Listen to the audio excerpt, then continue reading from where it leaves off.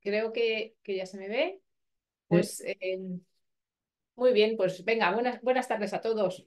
Bienvenidos a este sexto webinar de la SED, que ya sabéis que está enfocado a estas jornadas están enfocadas a impulsar la implementación de la farmacogenética en la práctica clínica en España. Deciros que es el último webinar que tenemos en 2024 y que es parte de estos recursos gratuitos que hemos estado generando en la SED y que tenéis a vuestra disposición en la página web. Y decir con respecto a este webinar, pues que está dedicado en este caso a Abacavir y carbamazepina, oxcarbazepina, en relación con los genes HLA y las reacciones de hipersensibilidad. Y bueno, decir que, por supuesto, este webinar solo ha sido posible gracias a las distintas personas que han estado implicadas, hay que agradecer a los dos expertos externos, ¿no?, que generosamente participan en el evento y nos van a explicar el contexto médico y el tratamiento con estos fármacos. Y son Nerea Gordía, del Hospital Universitario de Navarra, que nos va a hablar de carbamazepina y oxcarbazepina, y luego por otra parte Francisco Tejerina, que es del Hospital Gregorio Marañón y nos va a hablar de Abacavir. También tenemos a miembros de la SEF, que como sabéis los distintos grupos de trabajo representan los distintos grupos de trabajo que se han implicado en estos documentos de recomendación, y en el día de hoy tenemos a Estela Sangüesa de la Universidad de San Jorge, que va a hablar de las variantes de interés en estos genes HLA, y tenemos a Alberto Borovia del Hospital Universitario La Paz, que nos va a comentar las recomendaciones farmacogenéticas que tenemos desde la SED. Y luego, finalmente, agradecer también a los moderadores, que ya sabéis que son dos miembros de la Junta Directiva, y como en otras veces son las personas que realmente han montado el webinar de hoy y han hecho toda la parte de preparación y coordinación, y que en este caso es Óscar Teijido y Sandra García, que creo que ya les conocéis todos. Y luego, bueno, daros las gracias a todos los que os habéis conectado, especialmente en estas fechas, ya sabéis, tan cercanos a la Navidad, tan llenas de eventos de todo tipo. Así es que gracias por estar de nuevo aquí presentes. Y luego, antes de darles la palabra a los moderadores, sabéis que intentamos ser estrictos con el tiempo, intentamos ceñirnos esa hora y media que os hemos pedido, que reservamos. Pues decir que, bueno, este es el último webinar, ya lo he comentado, en 2024, y que cierra este ciclo formativo que comenzamos en abril de este año. A lo largo de este ciclo hemos dado un repaso completo, ¿no?, de los documentos de recomendación de los distintos grupos de trabajo que hemos ido generando a lo largo de varios años. Entonces han sido 6 webinars, 12 documentos de recomendación que hemos ido repasando y que cubren 9 genes distintos. Recordaros que esta estrategia de la SED comenzó en 2020, ha sido un trabajo largo, intenso, pero también hay que decir que muy, muy bonito, y donde están implicados los coordinadores, los miembros de los grupos y toda la junta directiva. Y bueno, deciros que sí, en 2025 habrá más webinars. Esperamos que volvamos a retomar esta actividad en otoño. ¿Por qué? Porque tendremos nuevos documentos de recomendación, o algunos genes, hemos hablado del CYP2D6, por ejemplo, y también deciros que aceptamos sugerencias. Tenéis el email de la SEP, si alguien tiene un interés especial en algún tema concreto, por favor, hacednoslo llegar y os mantendremos informados. Y nada, yo personalmente cierro el año, ¿no?, con esta, de verdad, una gran satisfacción de haber sido capaces de cristalizar el trabajo de tantísima gente implicada. Y nada, pues gracias a todos y doy paso a los moderadores de hoy.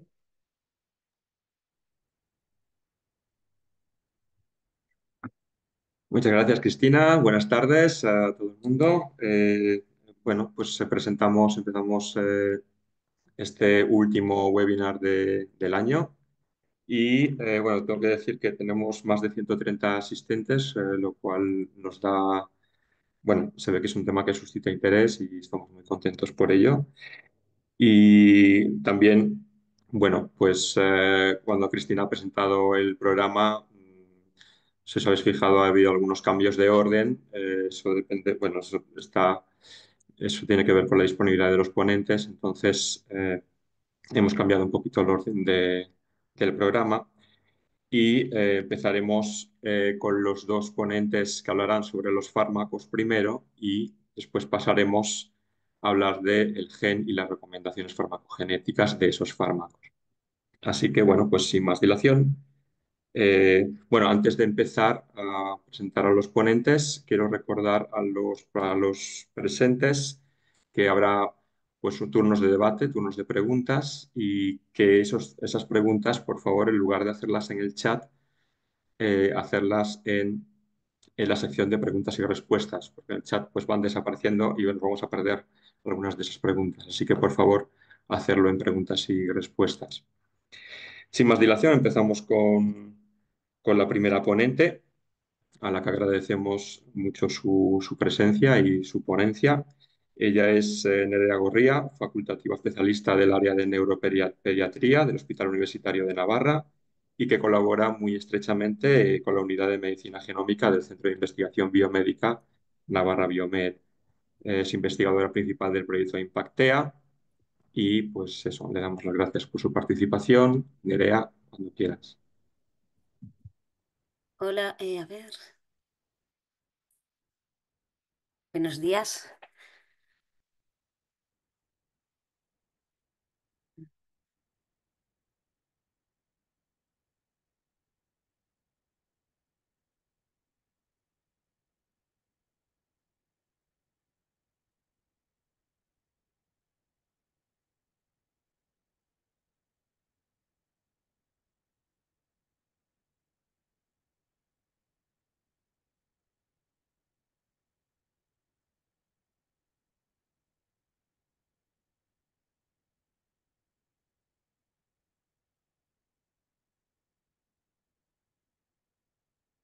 ¿Veis?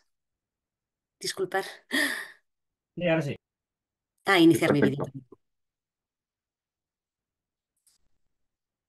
Buenas tardes, gracias por la presentación. Gracias también por darme la oportunidad de participar en este grupo y de conoceros. Enhorabuena por vuestra labor. Creo que es una labor muy importante y que espero que pronto, en un futuro próximo, se pueda implementar en el día a día de las consultas.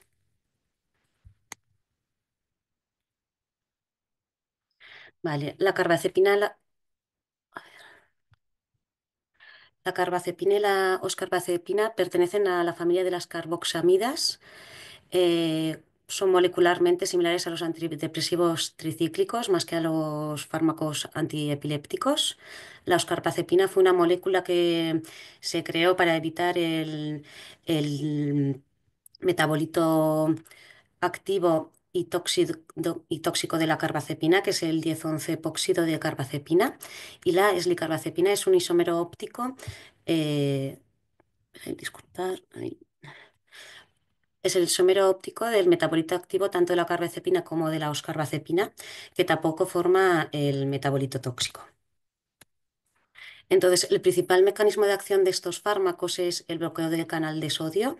Con ello, disminuye la descarga eléctrica y estabiliza la membrana sináptica. Según se ha ido mejorando o modernizando el fármaco, este mecanismo de acción ha sido cada vez más selectivo, lo que ha permitido mejorar las interacciones con otros fármacos. Si esto lo llevamos a lo que es la epilepsia, disminuye la propagación de la actividad epiléptica. Ello provoca la disminución de las descargas de alta frecuencia y disminuye la liberación del neurotransmisor, disminuyendo la actividad epiléptica en la membrana, en la sinapsis. El- Como hemos comentado previamente, la carbazepina sí que produce el 10,11-epóxido de la carbazepina, que es un metabolito activo y que sí que está relacionado con ciertos efectos secundarios, como por ejemplo la neurotoxicidad. Algo que han mejorado también la oscarbazepina y la acetato de eslicarbazepina es que, a diferencia de la carbazepina, es un inductor débil del citocromo 450, por lo que igualmente mejora la interacción con otros fármacos. Los efectos secundarios son similares en los tres fármacos. Según otra vez ha ido modernizándose el fármaco, lo que ha mejorado es la frecuencia de los mismos. Los que solemos ver más habitualmente son la somnolencia, el mareo, la cefalea y la hiponatremia, pero habitualmente son de características muy leves, por lo que no suele afectar en lo que es el manejo terapéutico. Esto significa que no nos obliga a retirar el fármaco, o muchas veces con un ajuste de dosis o sin ni siquiera eso suele ser suficiente, y hacer hincapié en los trastornos dermatológicos graves como es el síndrome de Steven-Johnson en relación con el HLA-B 1502 y el 3101, que es especialmente frecuente en ciertas poblaciones como puede ser la japonesa, que llega a ser del 10%. La realidad es que yo en mi experiencia nunca he visto un Steven Johnson secundario a la carbazepina o la escarbazepina. Yo creo que tengo experiencia en 2 pacientes y fue en secundario a la lamotrigina y el resto en relacionado con los procesos infecciosos con el micoplasma. Como hemos dicho previamente, el 10-11-epóxido de carbazepina aumenta los efectos secundarios, neurotoxicidad y a nivel de médula ósea. Entonces, la principal indicación en neurología infantil es la epilepsia focal, sobre todo de causa estructural.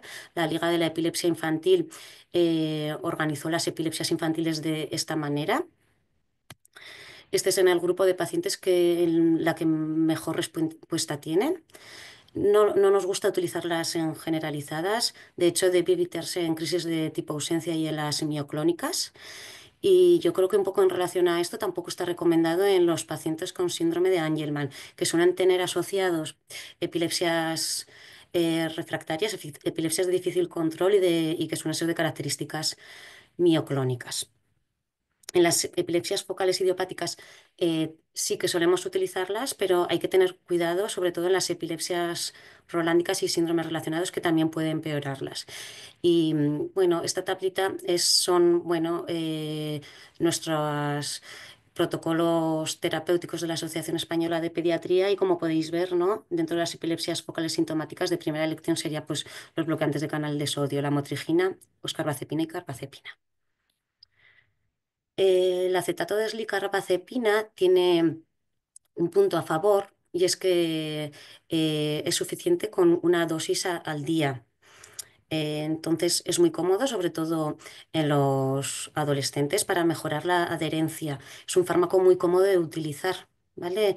Yo al principio, cuando salió al mercado, sí que cometí el error de darlo por la mañana y vi algún efecto de somnolencia y de cefalea y de vértigos, que cambiándolo a la noche, la verdad es que la respuesta es súper buena. No solemos objetivar los efectos secundarios porque están dormidos, y la adherencia también es muy óptima.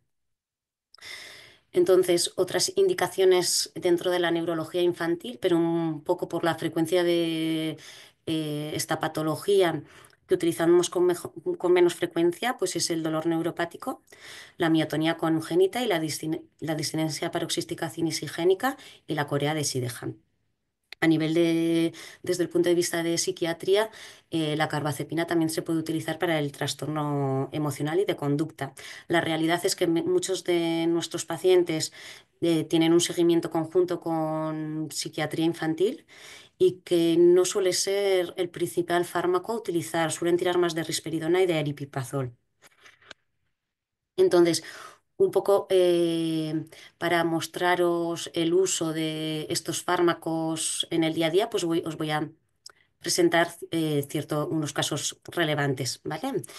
Entonces empezamos con una niña de 10 años y medio que presenta agorratamiento de manos desde hace más de un año, sobre todo en la clase de gimnasia, al colgarse de la barra y coger pesas. No tiene relación con cambios de temperatura y el resto de su desarrollo neurológico, y la motricidad es normal. Por lo demás es una niña habilidosa. En la exploración física lo único que llama la atención es que cuando tú le pides al paciente que te agarre la mano, no es capaz de soltarla al instante y se queda como agarrotada. Entonces, nuestra principal sospecha es una miotonía congénita. Ponemos en marcha el estudio neuromuscular, una analítica de sangre y unos estudios relacionados con miotonía congénita. En el estudio neuromuscular confirmó que se trataba de una miotonía. Ese patrón que veis ahí, o sea, estos estudios neuromusculares lo que hacen es meter una agujita muy, muy chiquitita dentro del músculo y ver cómo se contrae, ¿vale? En reposo y al mandar una acción muscular.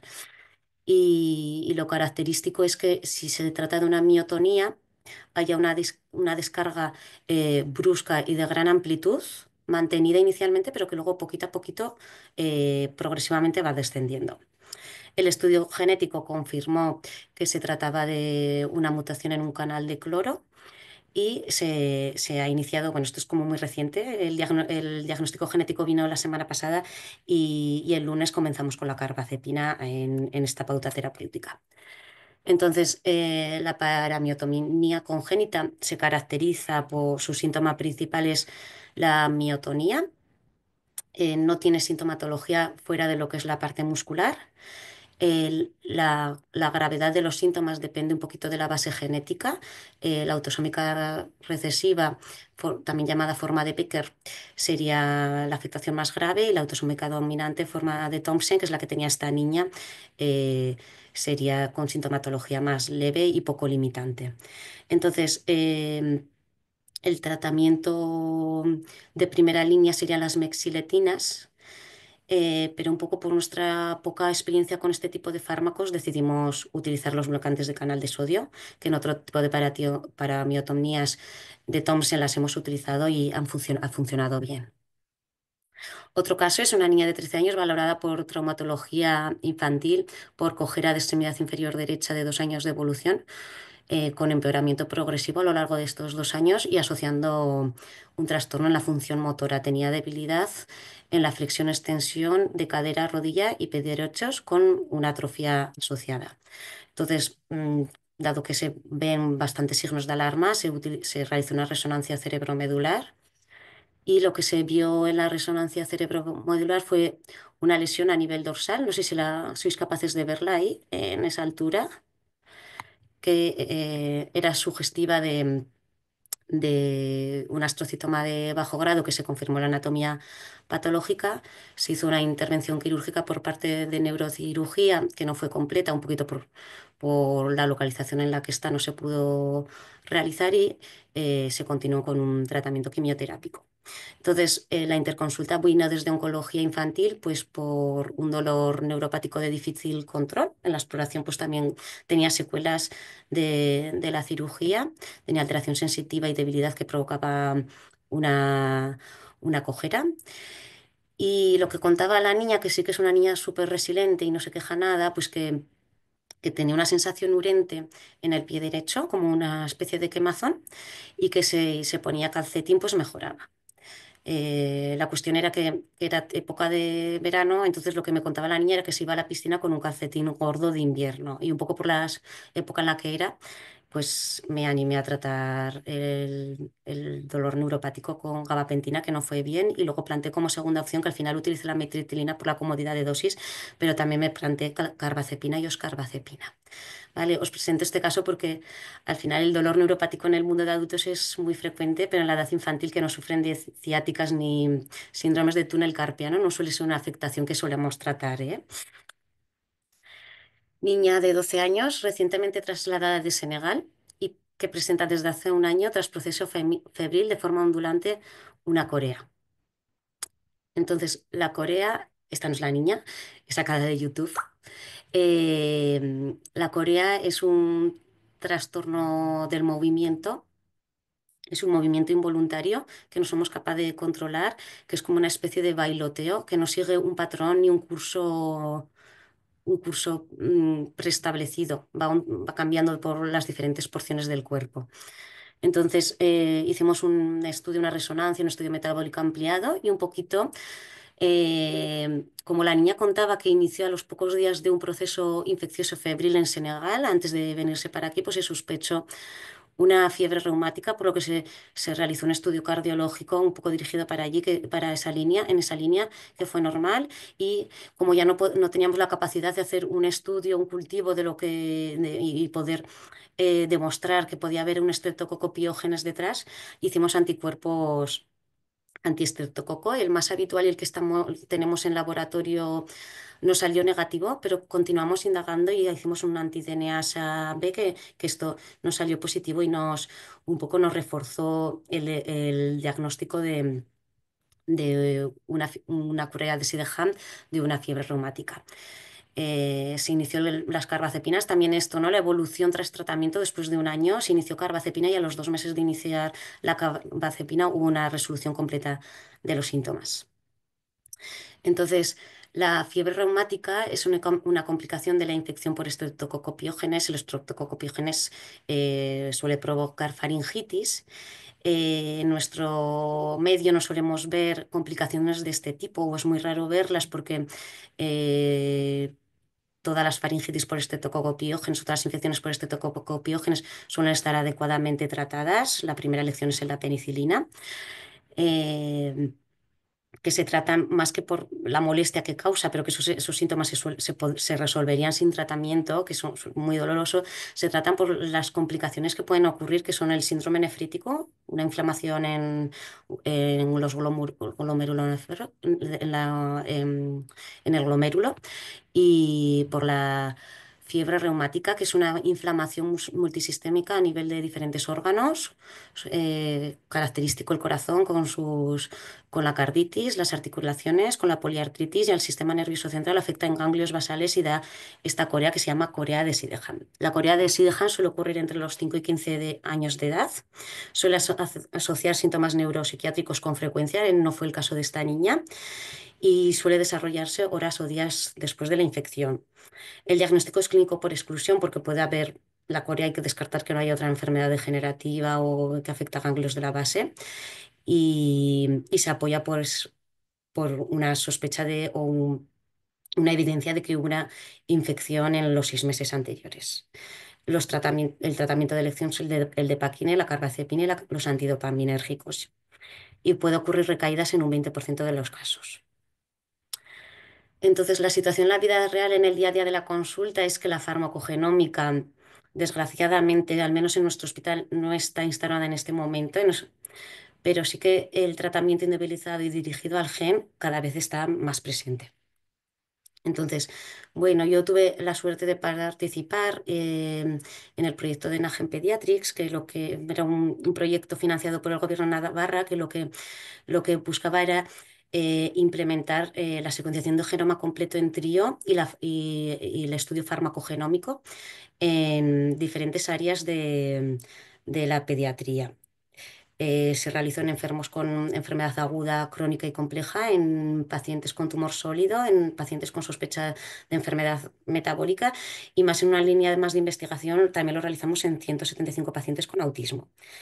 Entonces yo creo que también por eso, ¿no? Estamos como más sensibilizados en las implicaciones clínicas que tiene el poder llegar, ¿no? A la causa, al inicio de la enfermedad, porque bueno, gracias a este estudio pudimos hacer asesoramiento pronóstico, evitar el encarnizamiento terapéutico, asesoramiento pronóstico, pues tuvimos el caso, ¿no? De 2 epilepsias de debut muy precoz, que normalmente suele ser de un pronóstico muy malo. Suelen ser niños que llevan a la encefalopatía epiléptica. Cuanto antes empieza una epilepsia, peor pronóstico tiene. Y sin embargo, pues eso, tuvimos el caso de 2 niñas, las dos debutando a la misma edad, con el mismo tipo de crisis epilépticas y gracias a la genética pues pudimos ver que el pronóstico de una era muy bueno y desgraciadamente el pronóstico de la otra era muy malo. Entonces preparar ya a sus padres para lo que pueda ocurrir creo que es algo muy positivo. En otro caso, con una enfermedad degenerativa muy grave, que la encontramos a los 2 meses de edad, pues lo que hicimos fue una limitación, ¿no? Una limitación que si la genética no hubiésemos sido capaces de hacer y lo que hubiésemos hecho es encarnizar al paciente y retrasar una situación que iba a llegar tarde o temprano. Asesoramiento genético familiar en las enfermedades recesivas y en la heterocigosis compuesta. Dirigir al tratamiento al gen, muy útil en la epilepsia. Consiguió un poco dirigir mejor el tratamiento y lo que es el tratamiento dietético en las enfermedades metabólicas que a veces son muy difíciles de diagnosticar con los análisis clínicos.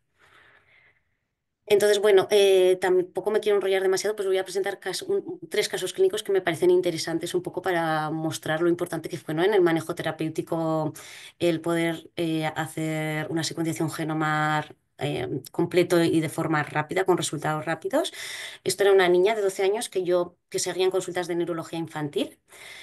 Pues la veíamos una vez al año, la niña estaba bien, tenía una discapacidad intelectual leve, estaba bien integrada en el medio escolar, había muy poca demanda a nivel de la familia y a los 12 años, con inicio de la menarquia, de manera cíclica, premenstrualmente, hacía unos procesos psiquiátricos muy graves con inquietud, autolesiones, obsesiones, desconexión del entorno y catatonía. La catatonía es un tipo de proceso relacionado con la esquizofrenia que es muy rara, no se suele ver en la clínica. Los psiquiatras también estaban muy sorprendidos, en los que el niño, en este caso, se quedaba pues eso, en una postura mantenida durante horas. Entonces, en uno de estos procesos acudí al servicio de urgencia y pudimos captarla para la secuenciación, para el proyecto Nagen Pediatrics, que nos dio el diagnóstico de un síndrome de Phelan-McDermid. El síndrome de Phelan-McDermid en la adolescencia hace este tipo de síntomas. De hecho, ya tenemos más niñas a las que les ha ocurrido, pero en aquel momento, revisando un poco la bibliografía actual, vimos que había un caso igual de otra paciente en la que habían probado tratamiento con inmunoglobulinas y nosotros lo probamos un poco basados en esa evidencia científica y la niña mejoró muchísimo después del tratamiento. A día de hoy está bien, está sin antipsicóticos y está en su situación estable previa. Y luego, bueno, hablaros también de las grimpatías, también es una patología novedosa que conocemos poco, que es una alteración en el receptor del NMDA.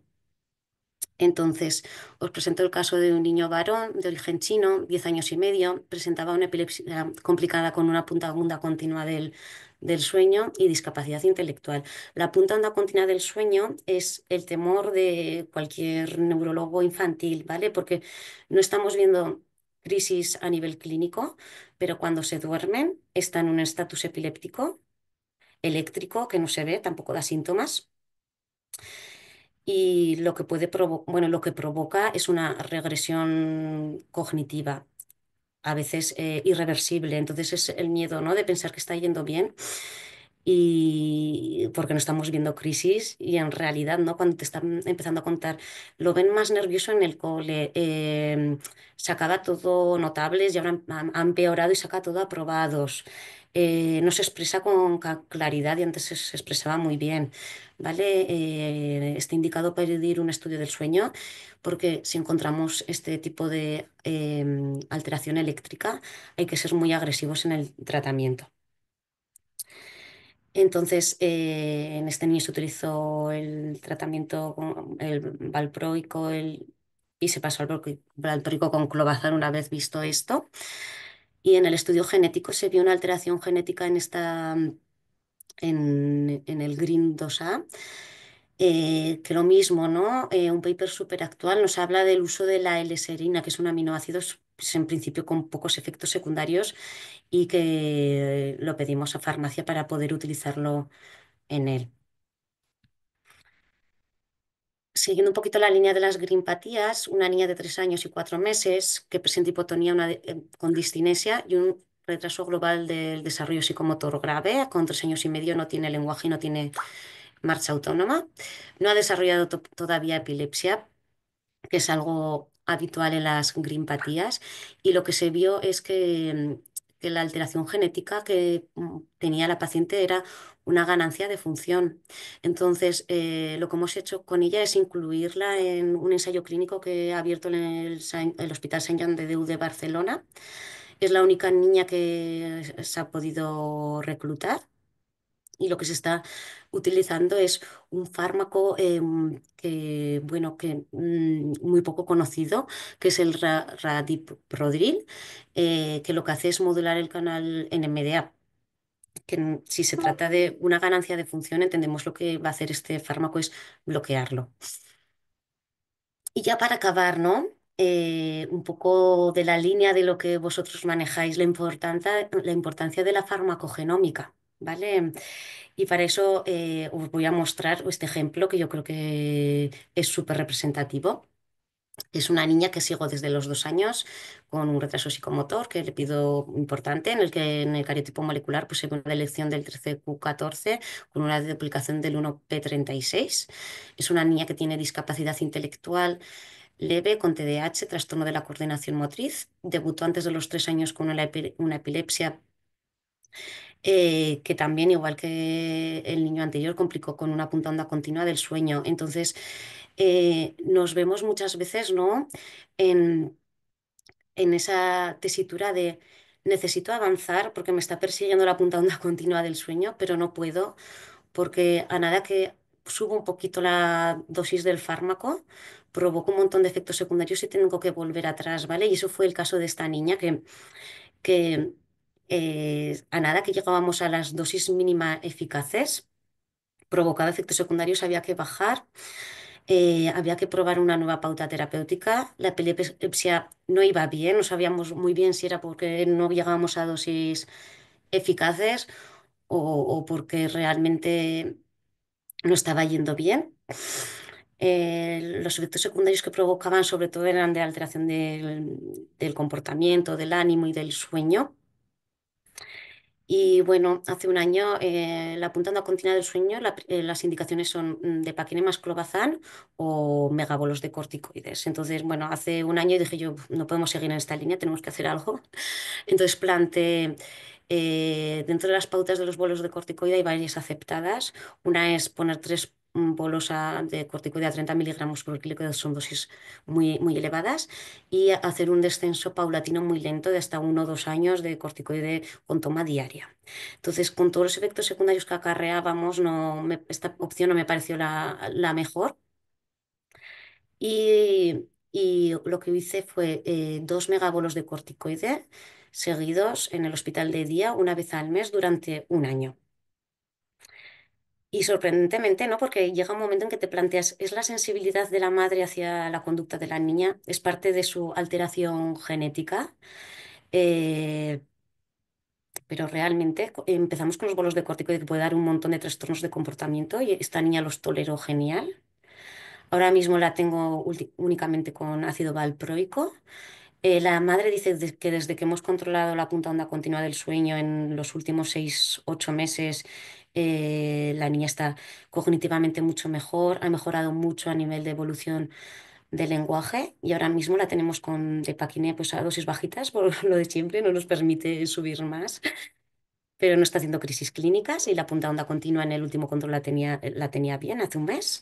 Y con risperidona, que bueno, lo mismo nos pasa, ¿eh? Con la risperidona la tenemos a 0,2, 0,2 miligramos desayuno y cena, no podemos subir más y la madre pues lo mismo, cree que 0,2 es ineficaz, pero nada que subimos a 0,3 empezamos a ver efectos secundarios. Y esto pues es muy descriptivo, ¿no? De que la farmacogenómica es muy necesaria en el día a día de la consulta, sobre todo en estos casos tan complejos de manejar. Entonces, creo que estamos en una nueva era médica. La farmacogenómica y la genética nos va a abrir muchas puertas y no solo en el diagnóstico, sino también en el tratamiento, algo en lo que en la neurología infantil estábamos atados de pies y manos, pues llegábamos al diagnóstico, pero ahí nos quedábamos, pero como estáis pudiendo ver, ¿no? Yo creo que todavía que hay mucho y que va a haber mucho y que para eso va a ser indispensable, ¿no? El manejo multidisciplinar entre investigadores, genetistas, farmacéuticos, analistas y asesores genéticos. Y bueno, una foto de mi ciudad, Pueblo Grande, Estella, Navarra, por si alguna vez os animáis a visitarla, a mí me encanta.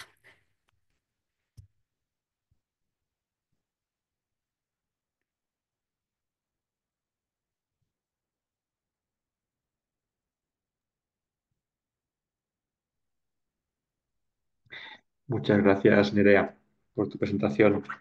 Eh, sí, ha sido una muy buena presentación. Además, nos has ilustrado con distintos casos. Estamos muy agradecidos por la presentación. No sé si Nerea tiene que marcharse, por eso empezó. Entonces, no sé si alguien tiene alguna pregunta que hacerle. Normalmente dejamos las preguntas para el final, pero algunos de los ponentes tendrán que marcharse antes. Entonces, si alguien tiene alguna pregunta que hacerle a Nerea, por favor, háganlo en la sección de preguntas y respuestas. ¿Alguien tiene alguna pregunta que hacer?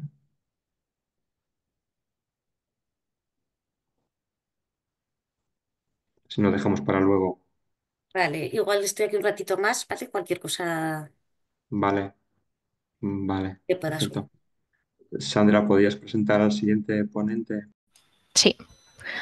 Hola, bueno, buenas tardes a todos. Muchas gracias a Nerea por su excelente presentación, ¿no? Y por contarnos un poco el día a día de la clínica, ¿no? En neuropediatría, además en una población tan compleja como es la población pediátrica y cómo, bueno, pues la farmacogenética nos puede abrir, ¿no?, nuevos caminos en este ámbito. Y bueno, pues para la siguiente presentación contamos también con un gran experto, como no podía ser de otra manera, para hablarnos sobre el tratamiento con abacavir. Es el doctor Paco Tejerina Picado, es un compañero de mi centro, el Hospital Gregorio Marañón. Él trabaja dentro del Servicio de Microbiología Clínica y Enfermedades Infecciosas. Es especialista en medicina interna, pero está muy especializado en este ámbito específico de enfermedades infecciosas, concretamente en la atención de pacientes VIH y especialmente en aquellos casos coinfectados con hepatitis C. Y bueno, él también como investigador clínico pertenece al Instituto de Investigación Gregorio Marañón y bueno, pues tiene una grandísima experiencia en este ámbito y estoy seguro de que nos va a contar cosas muy interesantes. Así que Paco. Ahí voy.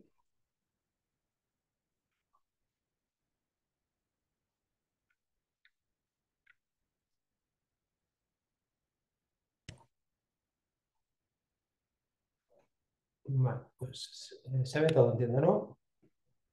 Pues buenas tardes a todos. Muchas gracias a Sandra por la presentación y a los organizadores del curso pues, por invitarme a hablar de abacavir, de un fármaco que utilizamos mucho. Y bueno, contaros un poquito cómo he dividido un poco la charla, un poco la idea de la presentación. Si consigo que avance esto ahora. Básicamente voy a dividirla en tres secciones. Una es el posicionamiento actual de las guías de este fármaco, que os voy a contar un poco más. Luego la parte un poco más de farmacogenómica, que son las reacciones de hipersensibilidad del fármaco, que es una cosa ya pues, muy conocida y que veréis bueno, que está totalmente estandarizada en la práctica clínica. Y luego una tercera cosa que interesa y que es la asociación que tiene este fármaco con el riesgo cardiovascular y que probablemente veáis que va a modificar pues, su utilización y las guías bueno, a corto plazo ahora mismo. Ya están modificadas en algunos aspectos y se van a modificar. Cosas relevantes, como seguro que hay muchos que no os dedicáis al VIH o no habéis visto VIH. El abacavir es un fármaco, es un análogo de nucleósidos que va dirigido contra la transcriptasa inversa, que sería como la polimerasa del virus, lo que transforma RNA en DNA. Y recordar que la terapia de control del VIH, es decir, la terapia para hacer que el virus deje de replicar, siempre va a llevar varios fármacos. Es decir, nunca vamos a utilizar monoterapia con un fármaco como es abacavir. Entonces, veréis ahora cuando os cuente todo el tema de reacciones de hipersensibilidad, que esto ha sido complejo al principio porque la utilización de varios fármacos hacía que no tuvieras claro cuál era el fármaco responsable del cuadro y había dificultades importantes. Veréis como en este caso la farmacogenómica pues vino en ayuda y ha sido una cosa bueno, pues que ha resuelto el problema. ¿Vale?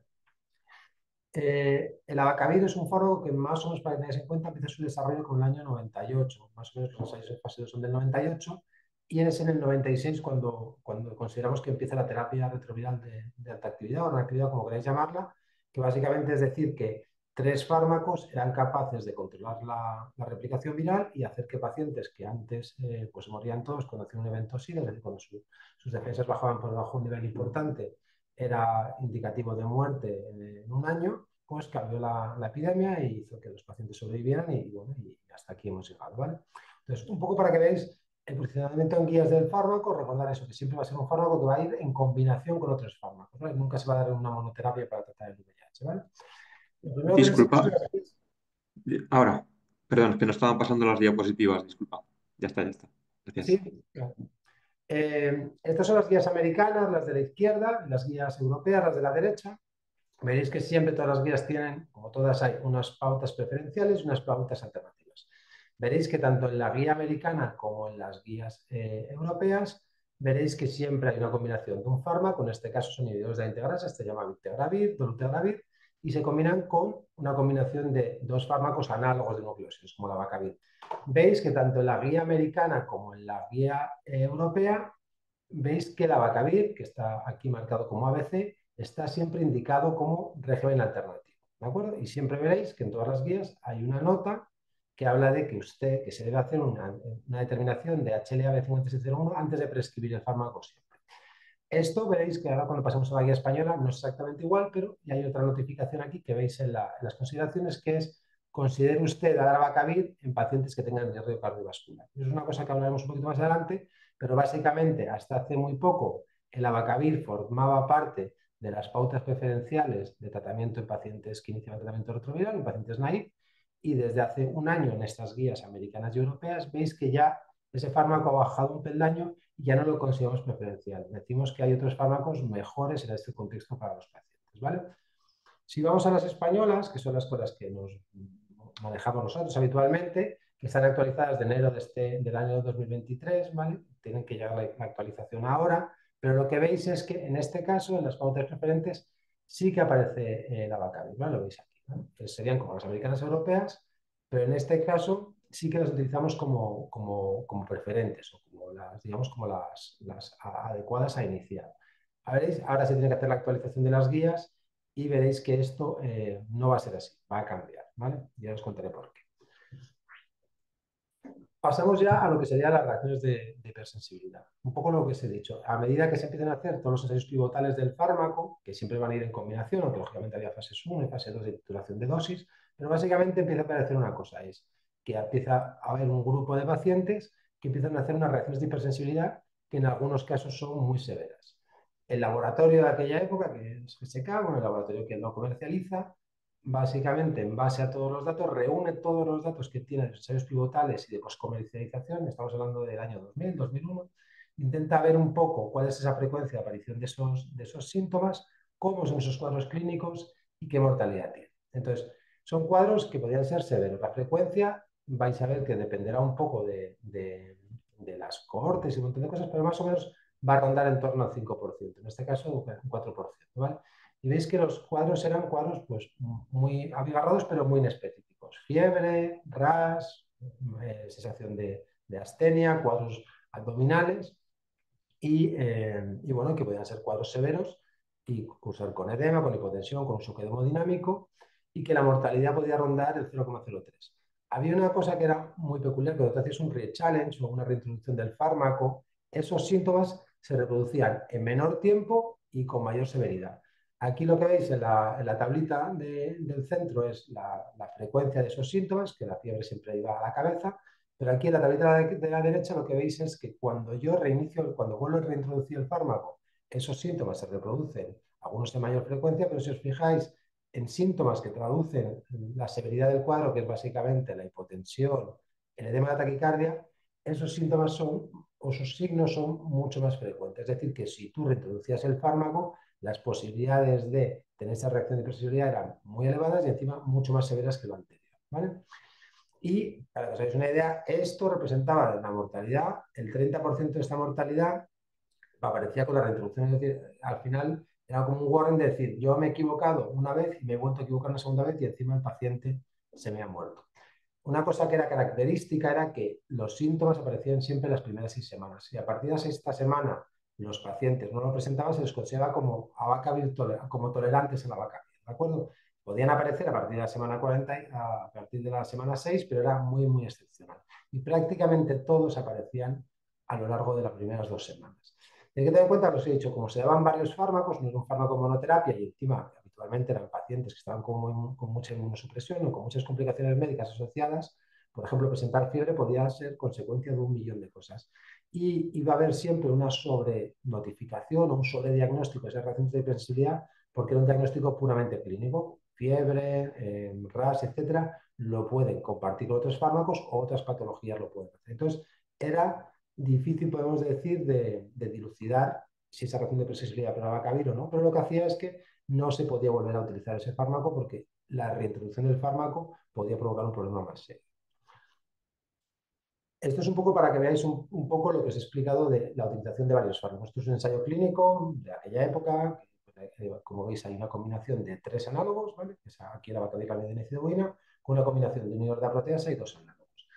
Aunque no está segregado por razones de sensibilidad, pero los eventos adversos serios, ¿vale? O severos, podríamos decir, son muy parecidos, ¿vale? Es decir, y cuando tú ves el artículo o cuando ves estos ensayos, lo que ves es que las reacciones de hipersensibilidad, curiosamente, a pesar de no estar utilizando abacavir, eran parecidas en el número de eventos. ¿Eso por qué? Pues, por ejemplo, el indinavir, que era un inhibidor de proteasa muy viejo, que no se utiliza desde hace 1000 años, con mucha toxicidad, también era causa de RAS, etcétera, etcétera. Había otros fármacos, los que hablaremos más adelante, que son los no análogos, fundamentalmente 2, que ya prácticamente no utilizamos, están fuera de aquí hace mucho tiempo, que se fabrican cinabirapina, que también se asociaban a exantemas, algunos de ellos a hepatitis, incluso a cuadros cutáneos severos como un Steven Johnson. Es decir, que había un popurrí de fármacos que a veces era muy difícil decir quién era responsable o quién era responsable, pero lo que hacía es que por lo menos estabas obligado a no poder reintroducir abacavir por este riesgo. ¿Qué es lo que se hizo en aquel momento? Como no estaba claro qué se podía hacer o cómo poder intentar no hacer un re-challenge de esos pacientes, pero no quitarles todos los fármacos, se empezaron a hacer pruebas cutáneas con parches con abacavir. Y esto era una cosa que no valía para la primera inducción del fármaco, pero sí para una segunda. Es decir, el paciente había hecho una reacción que yo consideraba hipersensibilidad, que a lo mejor no era por un fármaco, o era por un cuadro clínico, o por lo que fuera, pero cuando yo iba a hacer, si yo me planteaba qué fármacos iba a tolerar a este paciente, podía utilizar esto. Y lo que veis es, son de las primeras descripciones que se empezaron a hacer los patch test, estos de los test cutáneos con el parche, era que si tú hacías el test cutáneo, casi todos eran positivos, con lecturas a 48-96 semanas, y te permitía que los pacientes toleraran el resto de fármacos, ¿vale? Digamos que te permitía por lo menos excluir lo que había pasado, y era por lo menos una forma de avanzar.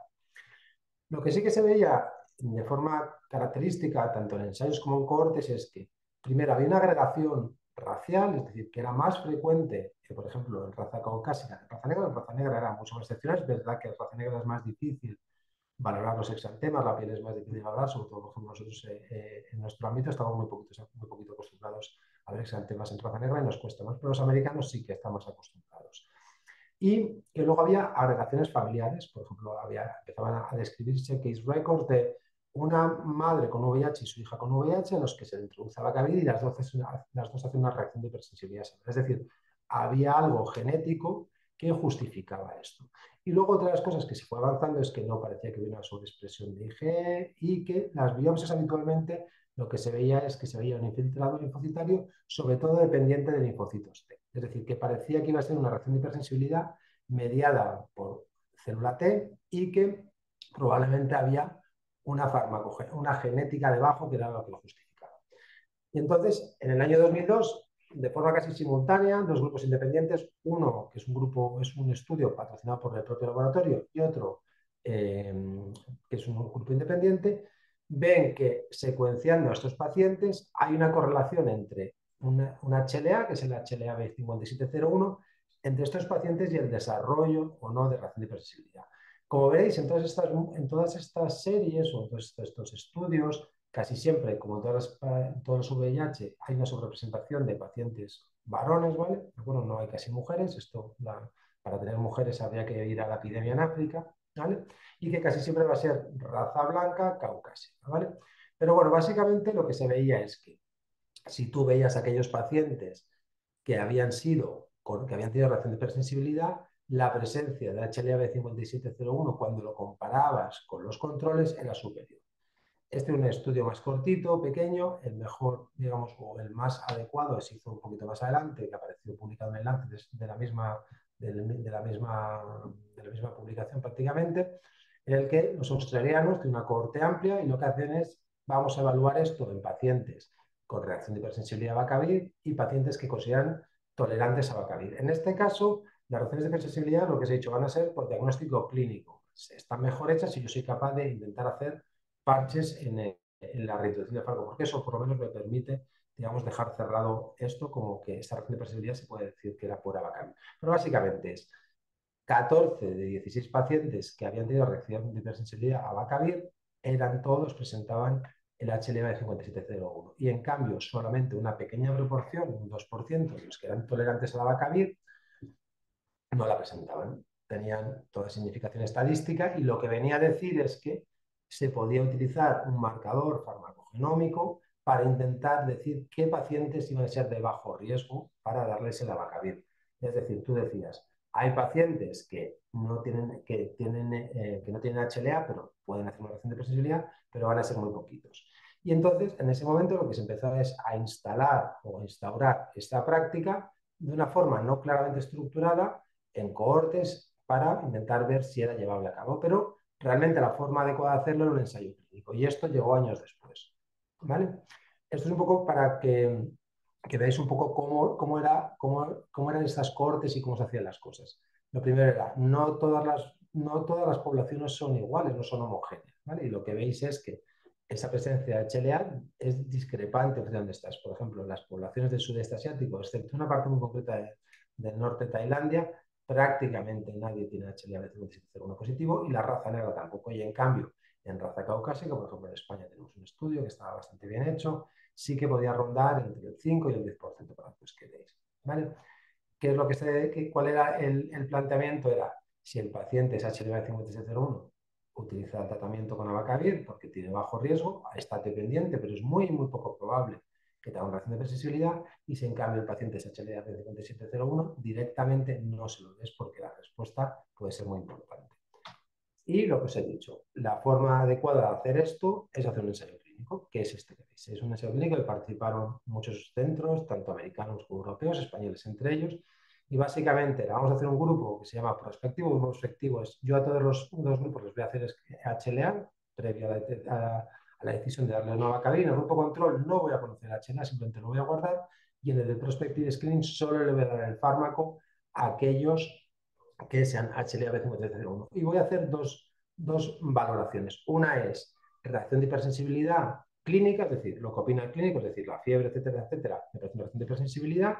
Y voy a hacer una reacción de hipersensibilidad con configuración inmunológica, es decir, coincidiendo con ese HLA-5701. Y encima, para confirmar todas esas reacciones de hipersensibilidad, voy a hacer la parte que os he contado de los parches cutáneos. Entonces, básicamente, lo que se vio es lo que veis, y lo que ha cambiado las guías desde esta época, desde el año 2008, es que de todos los pacientes que no tenían HLA-B5701, no se produjo ni una sola reacción de hipersensibilidad, ¿de acuerdo? De la inmunológica, podríamos decir. Acordaros que ambos grupos van a ser confirmadas por parche, ¿de acuerdo? Y en cambio, en el grupo control, que eran los pacientes que no se había hecho, era pues muy superior, ¿vale? Siempre con significación estadística. Y esto también se cumplía cuando hacíamos el criterio de reacción de hipersensibilidad clínica, ¿vale? Lógicamente, como ya no estabas simplemente en la confirmación inmunológica, tú sí que vas a tener algún paciente que iba a ser considerado por el clínico como reacción de hipersensibilidad, pero aún así era inferior y la relación era estadísticamente significativa. Cuando se veía en la derecha, aquí, que pacientes, ¿por qué algunos pacientes que eran HLA-B5701 negativos, los que seamos como reacción de hipersensibilidad, lo que se veía es que cuando lo decías en multivariante y evaluabas otros factores, veíais que la introducción de otros fármacos que iban en combinación, que es los no análogos unidos de la proteasa de aquella época, eran los responsables de que les consideramos como reacción de hipersensibilidad clínica. Básicamente, lo que vino a decir este ensayo, que estaba muy bien hecho, es que el valor predictivo negativo del HLA-B5701 era del 100% cuando yo iba a administrar abacavir. Es decir, que el negativo claramente me lo decía. Eso no significaba que hubiera pacientes con positivo que pudieran tolerar el fármaco, pero lo que no ibas a hacer es dárselo porque ya os digo que la mortalidad no era desdeñable y podía ser hasta un 0,3%. Es decir, que bueno, no eran reacciones baladíes. Y un poco para que veáis, no está todavía claro el mecanismo, pero el mecanismo es una respuesta de CD8 en la que el abacavir, bien o por unión a un péptido endógeno y digamos que haciendo una molécula como fusionada, o bien como estímulo directo, es capaz de estimular al HLA, y luego la unión al CD8 pues es la que da reacción de hipersensibilidad, que era característicamente cutánea y con fiebre, ¿de acuerdo? Pero que podía ser severa. Luego, la tercera parte es, ya os he dicho que las guías han cambiado, tanto la americana como la europea, y la española va a cambiar, ¿de acuerdo? Probablemente la actualización que va a salir en diciembre, pues esto que ha pasado en las anteriores lo vais a ver igual. Entonces, ¿por qué ha pasado esto? ¿Por qué el abacavir, ahora que era un fármaco que que estaba indicado una tuviéramos el HLA como de preferencial o de primera línea, va a pasar a un segundo plano, pues por esto. Alrededor del año más o menos 2008 o 2009, esto que veis que es la cohorte de AD, la cohorte de AD es una cohorte de muchos centros en Australia, Europa, Estados Unidos, que se dedica básicamente a monitorizar eventos adversos asociados a tratamiento retroviral en pacientes con VIH. Lo que primero reporta en un congreso y luego reporta ya publicado es que la cohorte de AD ve unas señales, dentro de que acordamos que es un estudio de cohortes y tiene sus limitaciones, que ciertos fármacos se asocian a un mayor riesgo cardiovascular. Y riesgo cardiovascular entendido como un evento mayor, que es un infarto agudo de miocardio. En el caso de los inhibidores de la proteasa, que son los que están aquí a la derecha y los dos no análogos, solamente dos fármacos parece que tienen esa tendencia, digamos que es el lopinavir y el dinavir. En aquel momento el dinavir no se utilizaba, pero el lopinavir sí. Y esto es una cosa que todo el mundo esperaba porque todos los inhibidores de la proteasa son fármacos que aumentan mucho los lípidos y, bueno, como consecuencia iban a tener riesgo vascular. Pero la sorpresa fue esto, ¿vale? Didanosina un poquito menos, que era un fármaco que prácticamente utilizamos, pero la vaca era un fármaco que estaba en todas las guías y era un fármaco de primera línea. Y había una indicación que aumentaba ese riesgo cardiovascular, ¿vale?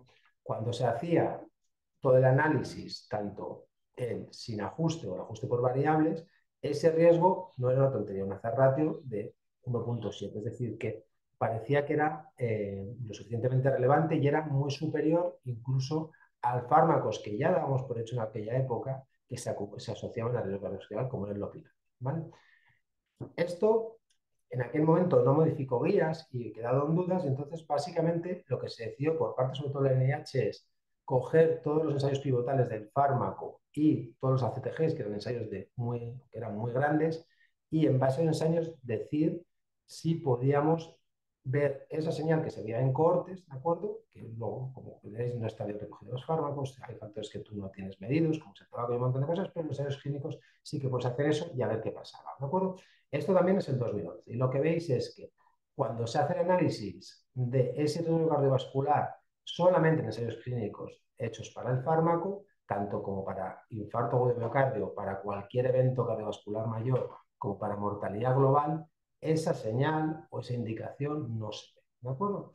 Y así quedó la historia. Las guías no se modificaron y se dio relevancia, sobre todo, a la mayor evidencia, que era hacer un metaanálisis básicamente de todos los ensayos clínicos. Pero ¿qué pasó? Que esto fue avanzando, la cohorte de AD incluso estableció un score de riesgo cardiovascular en el que metía la Vacavir como formando parte, porque veíamos que los pacientes con VIH tienen un riesgo vascular mayor, y empezaron a aparecer otros estudios de cohortes en el que decían que esa señal que se había visto también la seguíamos viendo cuando pasaba el tiempo y habían pasado años, ¿de acuerdo? Y otra vez algo parecido, con un ratio como no tan elevado, pero que se maneja, como veis, entre 1.3 o entre 1.6. Están los intervalos de confianza bien, y esto es otra cohorte que también es muy grande de múltiples centros.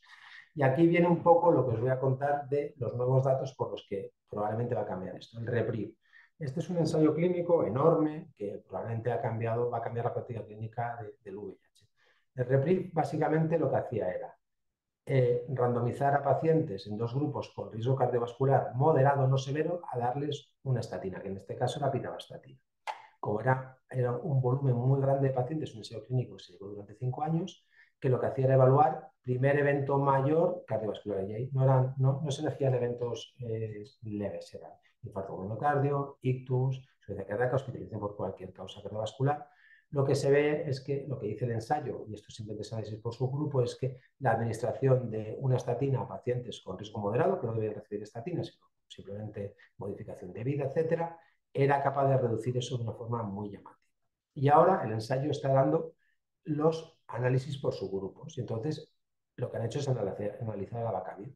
Entonces había bastantes pacientes que tomaban Vacavir. En este caso, más como en ensayo, sabíamos cuánto tiempo lo habían tomado, cuándo no tomaban, y lo que reportan los datos que están pendientes de publicar es básicamente esto que veis, es que hay una clara diferencia a medida que se avanza en el tiempo, ¿de acuerdo? En el que las curvas de eventos cardiovasculares se diferencian entre nunca haber tomado Vacavir, estar tomándolo o haberlo tomado durante por lo menos 3 años. Y esto, si os fijáis, es independiente de que se haya utilizado cualquier otro fármaco. En este caso es inhibidores de proteasa, que va a ser solamente el darunavir, o los inhibidores de integrasa, ¿de acuerdo? Y que además esa odds ratio ajustada más o menos ronda también el 1,4, 1,5, que era algo parecido a lo que nos habían contado las cohortes, ¿de acuerdo? Entonces, básicamente, para que entendáis, es el abacavir a día de hoy, un fármaco que estaba en primera línea y que se utilizaba para muchos pacientes, va a pasar a un segundo plano, no tanto por el tema de las razones de sensibilidad, que es algo que la farmacogenómica consiguió resolver y que no ha habido ningún problema. Existe la posibilidad de que algún paciente con HLA B5701 negativo haga una reacción de sensibilidad de abacavir, existe, pero prácticamente es cero.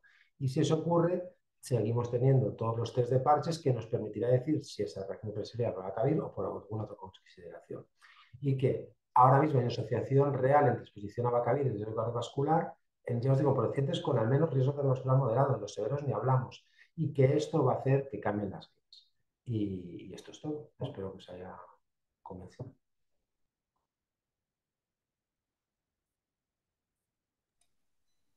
Bueno, muchas gracias, Paco, por la excelente exposición, ¿no? Este repaso tan completo a la historia del abacavir, que es también un poquito historia de la farmacogenética, ¿no?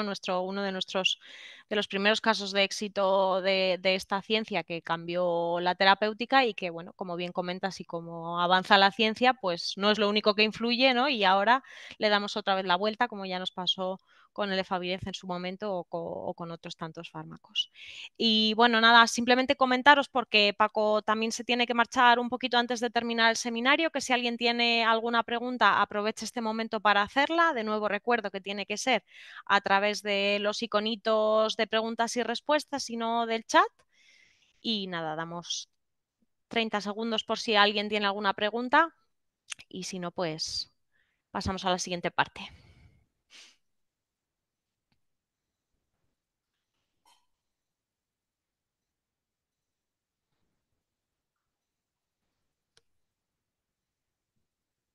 Bueno, pues yo creo que ha quedado todo muy claro, así que nada, de nuevo agradeceros vuestra participación en este webinar y vuestra disponibilidad, ¿no? Para estas fechas tan complicadas. Así que eso, gracias. Y bueno, pasamos a la siguiente parte, que es la parte más, bueno, más, no sé si más nuestra, ¿no? Pero más metodológica, nuestros compañeros de los diferentes grupos de trabajo. Y bueno, pues la primera compañera que va a hablar es la doctora Estela Sangüesa Sangüesa, que pertenece a la Facultad de Ciencias de la Salud de la Universidad San Jorge de Zaragoza y que nos va a contar, bueno, pues la parte correspondiente a las variantes genéticas y fenotipos farmacogenéticos de los genes HLA que se han incluido en las guías de recomendación de nuestra sociedad y todos los aspectos bueno, pues relacionados con la regulación, la metodología y la interpretación analítica. La doctora Sangüesa es graduada en farmacia con un máster en atención farmacéutica y farmacoterapia y además doctora con mención internacional que realizó su estancia doctoral en la Universidad de Cambridge, concretamente en el Departamento de Psiquiatría.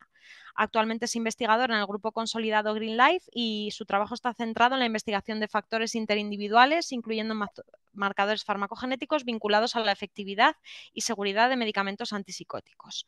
Además es docente universitaria en los grados de farmacia y biomedicina y en este último en concreto impartiendo la asignatura de farmacogenómica. Así que muchas gracias, Estela, por participar en este webinar y te damos paso. Gracias a vosotros. Paso a compartir. ¿Veis la presentación? ¿Se ve de forma correcta? No, tienes que darle arriba configuración de No se ve. configuración de visualización. Se ve, pero no pantalla completa. Sí. Vale, espera un momento que vuelvo a ponerlo de la pantalla completa. Lo tenía preparado de antes, yo creo que se ha quedado un poco... Bueno, un momentito.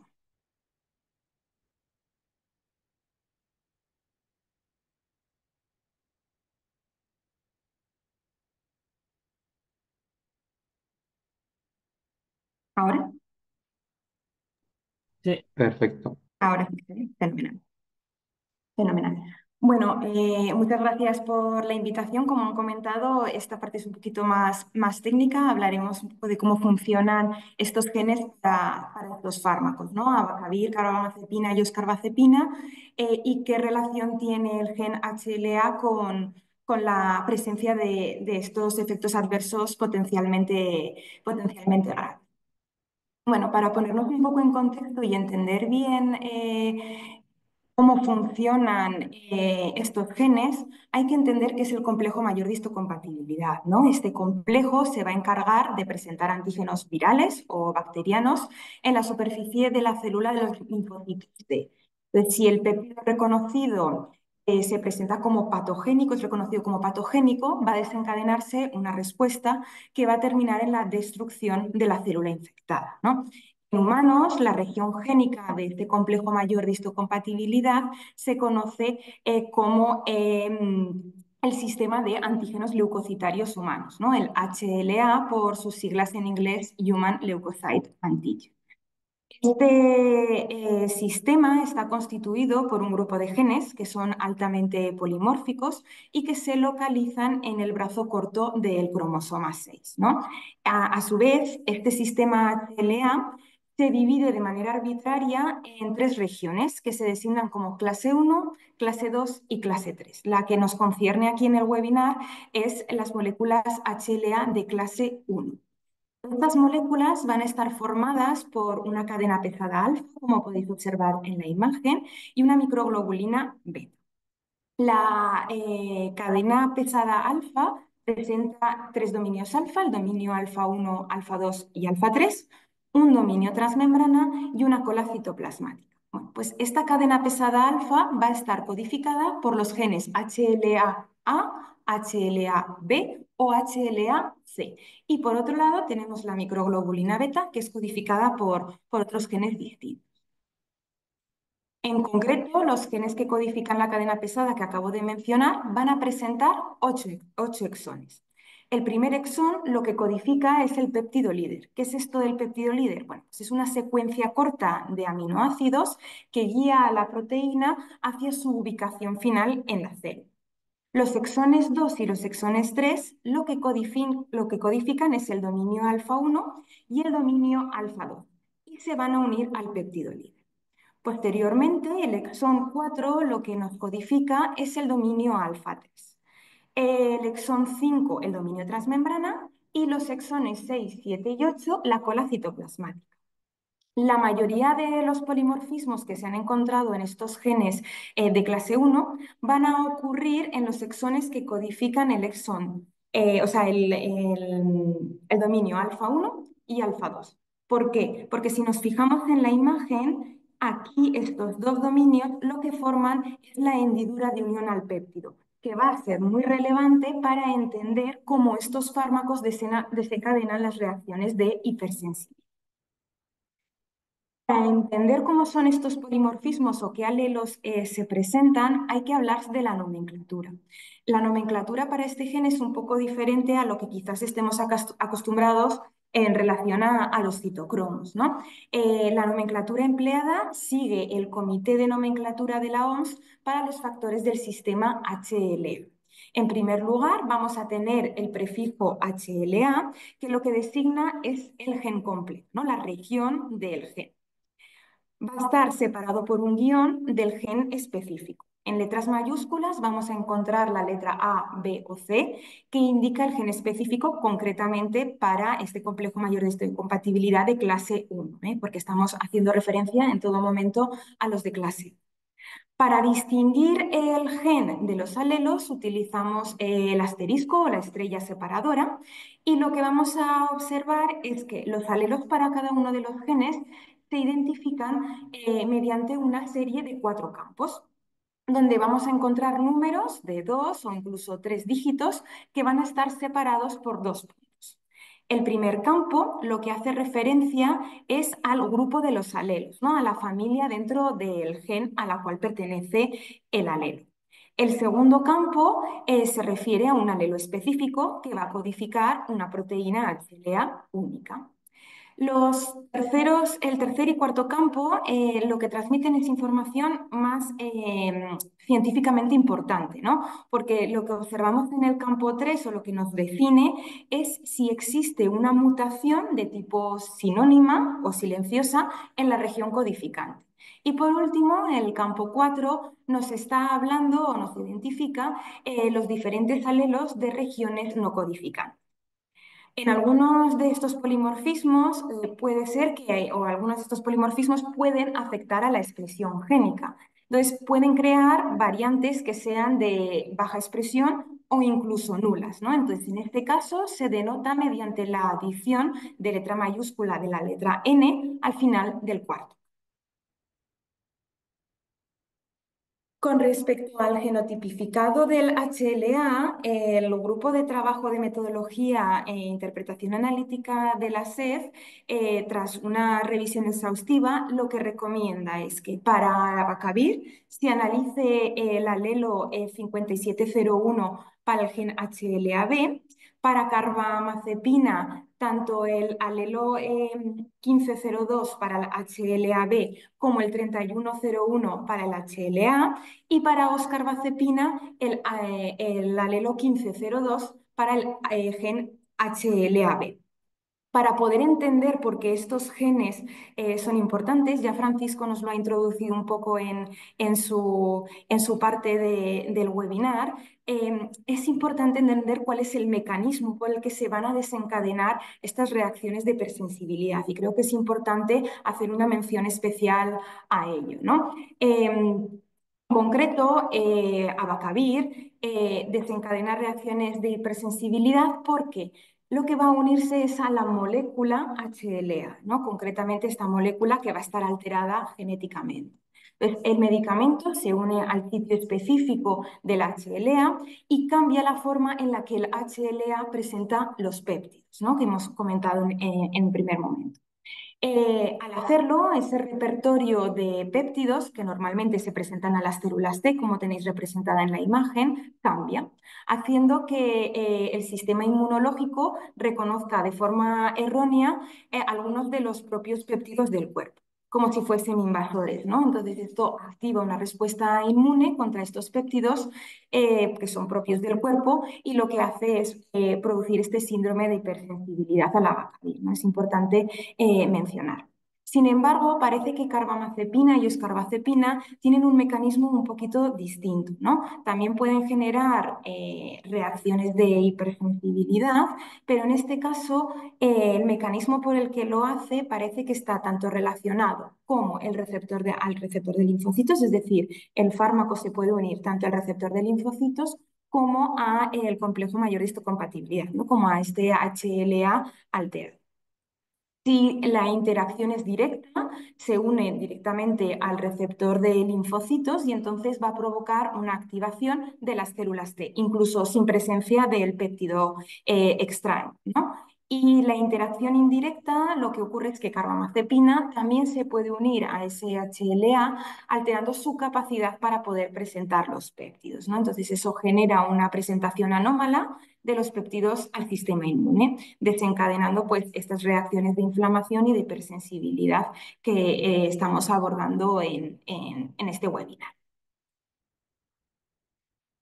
Como hemos comentado, estos tres alelos son los más relevantes, cada uno para un tipo de fármaco concreto, y creo que es importante también señalar las frecuencias alélicas, ¿no? En relación a las frecuencias alélicas, es importante hablar de la prevalencia que tienen estos HLA, ya que pueden variar significativamente entre poblaciones o entre el origen biogeográfico, ¿no? He incluido esta imagen que pertenece a un artículo de Zhu, el cual creo que se observa de forma muy clara, ¿no?, este aspecto relativo a las prevalencias. En primer lugar, la primera imagen hace referencia al alelo 5701 vinculado a abacavir. Esta variante o este alelo es bastante rara en África. Si nos fijamos en la imagen, donde no hay datos se representa en color blanco, los datos más de baja prevalencia en colores más fríos, y conforme se aumenta la prevalencia los colores son más cálidos. Entonces, este alelo es raro en África, en Oriente Medio y en Asia Oriental. Mientras que en Europa sí que se han reportado frecuencias muy variadas, ¿no? Un 1%, por ejemplo, se ha visto en Suecia, sin embargo, en Irlanda puede llegar hasta incluso el 6%. Entonces, globalmente, este alelo es más frecuente en la India o en Sri Lanka, ¿no? Pero hay que tener en cuenta pues, esa variabilidad. En relación al alelo 1502 del HLA-B, que está tanto relacionado con carbamazepina como con oxcarbazepina, decir que este se encuentra más exclusivo en poblaciones específicas, ¿no? En poblaciones asiáticas, donde la frecuencia puede dispararse al 22% en Filipinas, cerca del 14% en Vietnam, Indonesia, Malasia, con la excepción de Japón, donde la prevalencia es muy bajita. Al igual que ocurre en población europea o africana, donde esta prevalencia del alelo 1502 pues, es minúscula, ¿no? En contraste con este alelo HLA-B 1502, el alelo 3101 para el gen HLA-A, que está relacionado con carbamazepina, sí que no es específico de regiones, sino que es mucho más común en todo el mundo, ¿no? Es más prevalente sobre todo en población americana, como observamos en la imagen, en Argentina, México, Estados Unidos, en Nicaragua los porcentajes rondan desde un 30% hasta un 10%. Y la prevalencia en la población caucásica varía entre 2 al 5%, ¿no? E incluso en algunos casos se puede ver que está próxima al 10%. Aquí nuestro compañero, el doctor Gorovia, hará aún más hincapié para asociarlo con las recomendaciones farmacogenéticas. Por lo tanto, es importante tener en cuenta estas frecuencias, pero también decir que este artículo tiene en cuenta cohortes más grandes y también otras cohortes más pequeñas. Por lo tanto, la investigación tiene que continuar en este sentido. Pero me parecía importante señalar un poco cómo varían las prevalencias en función de los distintos tipos de alelo. Con respecto al fenotipo inferido a partir del genotipo, decir que vamos a considerar portador de alguno de estos alelos todos aquellos individuos que presenten uno o dos alelos de los mencionados. Es decir, para abacavir, el individuo que sea portador presentará uno o dos alelos del alelo 5701. Para carbamazepina tendría que presentar uno o más alelos del alelo 1502 para el gen HLA-B o del 3101 para el gen HL. Y para oxcarbazepina se considerará portador aquel individuo que presente uno o más alelos del gen HL, del alelo 1502 para el gen HLA-B. Si el individuo se considera no portador, no presenta ninguno de estos. Y un poquito para terminar y ajustarme al tiempo, comentar ciertos aspectos importantes, sobre todo en cuanto a las técnicas de genotipificado. La técnica de referencia, principalmente para los genes HLA-B y el HLA, es la secuenciación del gen. Dentro de las guías de implementación hemos incluido un documento suplementario donde se explica cómo se debe realizar el alineamiento de los distintos subalelos. Concretamente, este documento suplementario se encuentra en la guía de Abacavir. Por otro lado, comentar que no es la única técnica disponible, sino que existen otro tipo de técnicas, numerosos kits comerciales, que también se encuentran explicados dentro de las guías en una tabla suplementaria, ¿no? Aquí comento que se pueden clasificar en función de PCR convencional seguida de una hibridación con tiras reactivas. También se puede hacer una PCR alelo específica seguida de curvas de Melting de alta resolución. Y como dato interesante, en muchas ocasiones lo que se realizan son PCRs específicas de alelo, concretamente para este gen, el HCP5. Este polimorfismo se ha visto que está en desequilibrio de ligamiento completo con el HLA-B alelo 5701, es decir, el que hemos comentado implicado en abacavir. ¿Qué ocurre? Pues que Este desequilibrio tenemos que comprobar si es completo o no, porque una disminución puede suponer una clasificación incorrecta, ¿no? en algunos portadores de estos alelos y por lo tanto la utilidad del marcador puede llegar a ser cuestionada. Por ello, recomendamos que siempre que se realice el análisis mediante un compuesto que está un gen que está en completo o en desequilibrio de ligamiento, con el que sí que es el originario que desencadena ese problema, se deba de indicar en las fichas de que se ha trabajado con él. Y esto sería un poquito lo que quería comentar un poco en la implicación del gen. Muchas gracias y quedo a vuestra disposición luego por si tenéis cualquier pregunta.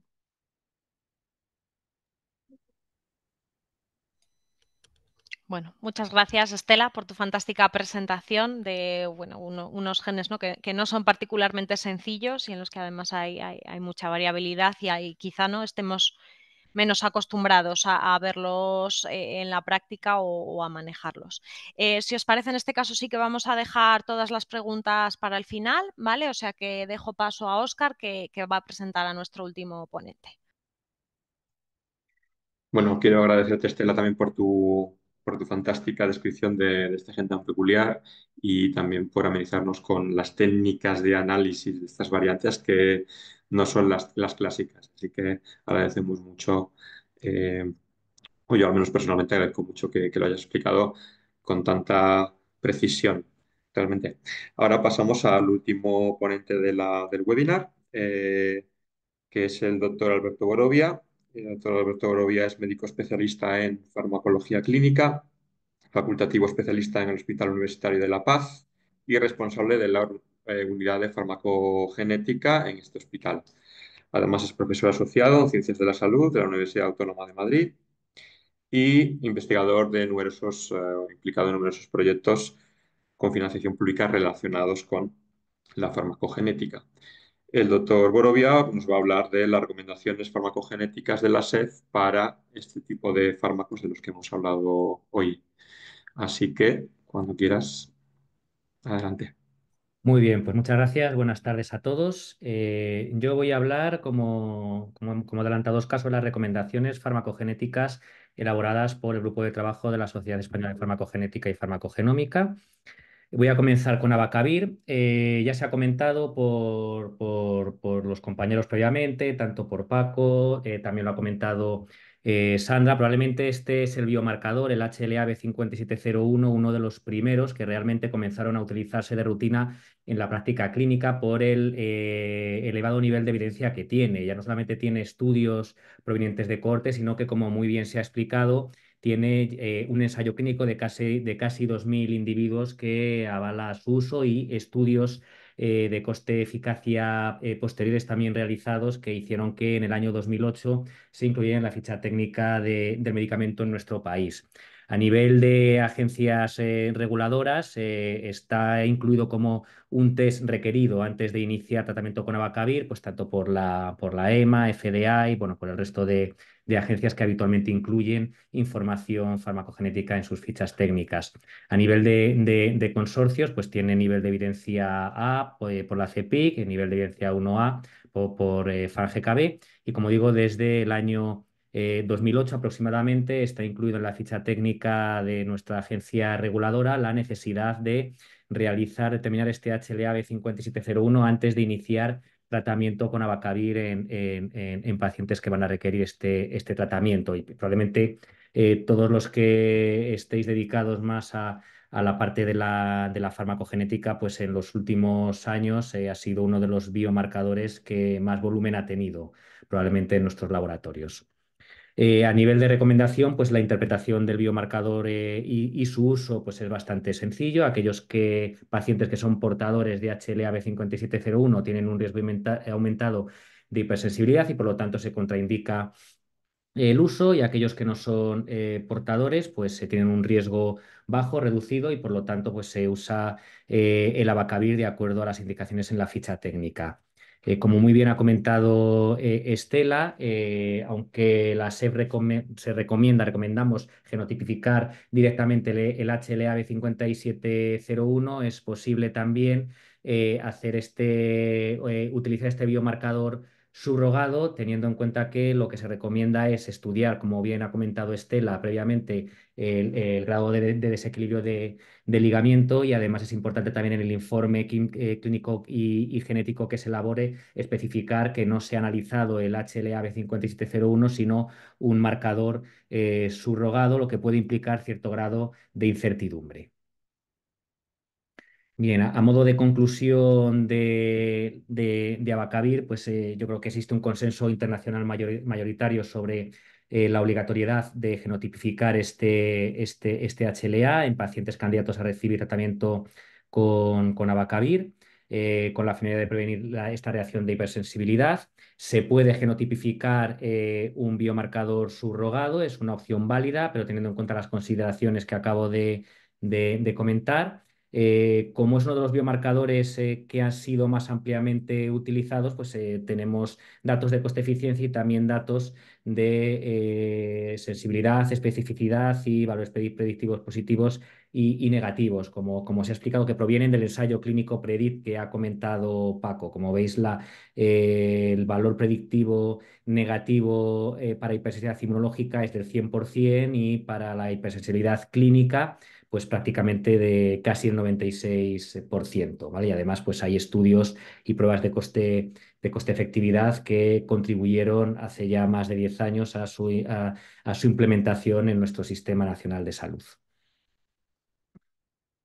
Bien, pasando a la carbamazepina y la oscarbazepina, son también dos fármacos prioritarios para realizar el análisis farmacogenético. Aquí vamos a diferenciar ambos fármacos. Para carbamazepina es un test requerido para la FDA, para la EMA y para las Swissmedic. Para la oscarbazepina, pues también es un test requerido o recomendado ya en función de la agencia reguladora, y al igual que el B5701, pues tiene un nivel de evidencia para la CEPIC y un nivel de evidencia 1A para FAN-GKB, teniendo en cuenta que no todas las reacciones adversas cutáneas inducidas por oscarbazepina pueden atribuirse al genotipo HLA B1502, ¿vale? Es un comentario que se hace en las fichas técnicas de muchas de estas agencias reguladoras. A nivel nacional, dentro de nuestra agencia reguladora, Agencia Española de Medicamentos y Productos Sanitarios, para oscarbazepina está indicado la determinación del HLA B1502.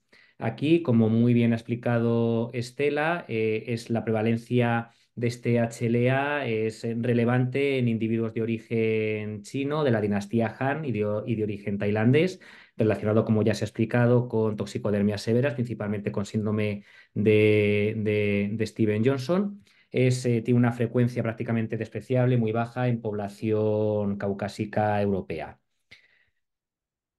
Para carbamazepina tenemos estos dos biomarcadores ya explicados, el HLA-3101 y otra vez el 1502. Aquí hay que puntualizar que el 3101, como se ha comentado previamente, tiene una prevalencia bastante relevante en pacientes de ascendencia europea y origen japonés, ¿vale? Lo cual, bueno, pues va a condicionar también un poco la necesidad que se tendrá de realizar estos biomarcadores.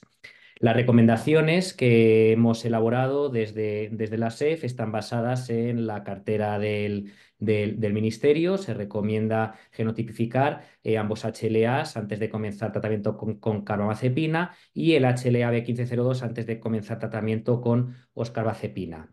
Aquí es importante los escenarios en los que se debe realizar el genotipificado. Lo que marca la cartera del Ministerio y lo que ha asumido la guía de la SEF es realizar estas determinaciones antes de iniciar tratamiento en población asiática por el incremento de la prevalencia, especialmente para el HLA-B1502, pacientes que ya tengan antecedentes personales o familiares de toxicidad cutánea severa en la aplicación de otros fármacos y pacientes con reacciones adversas severas cutáneas tras tratamiento ya previo con estos fármacos.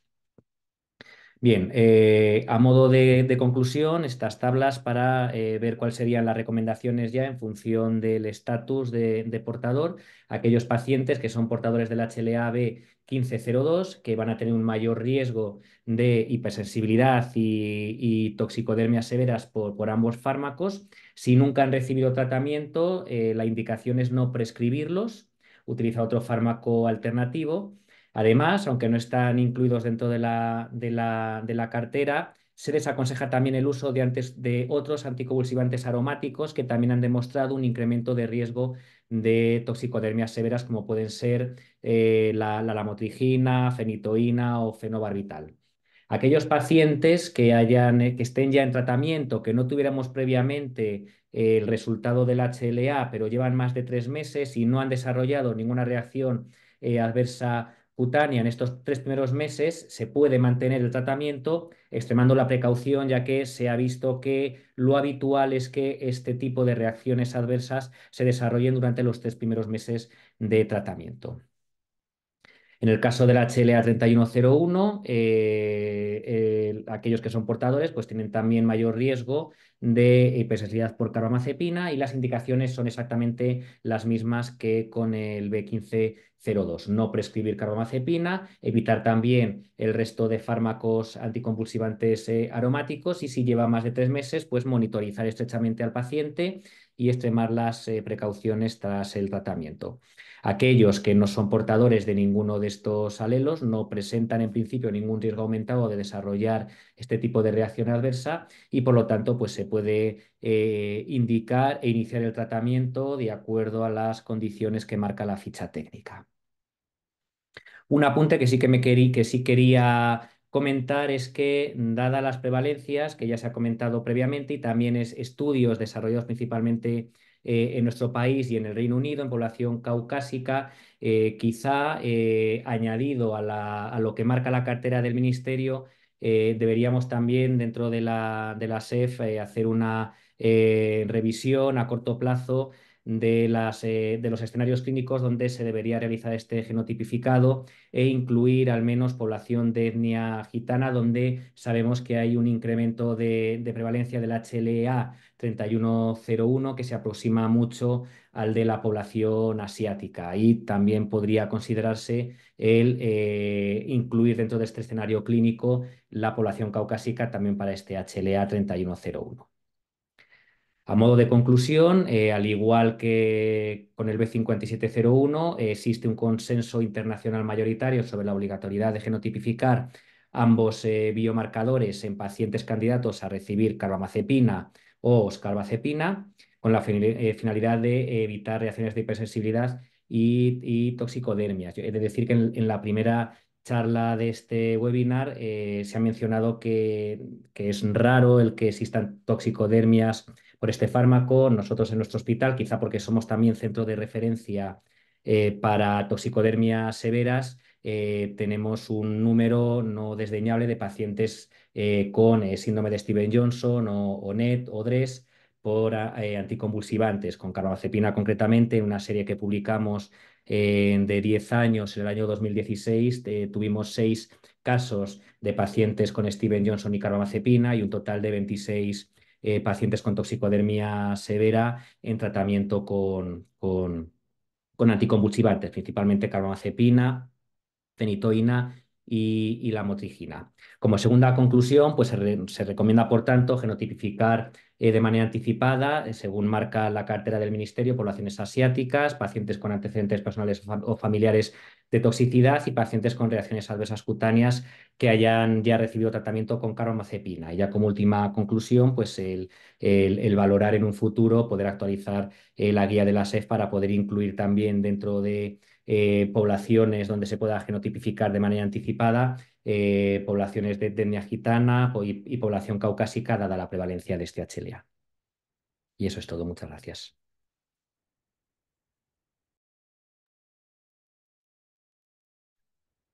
Muchas gracias, Alberto, por una exposición tan clara y sobre todo también por añadirnos esos inputs sobre, bueno, nuevas determinaciones en distintas etnias que a lo mejor no estábamos considerando y que y que es interesante considerarlas. Así que agradecemos mucho desde la SEF eh, esos inputs.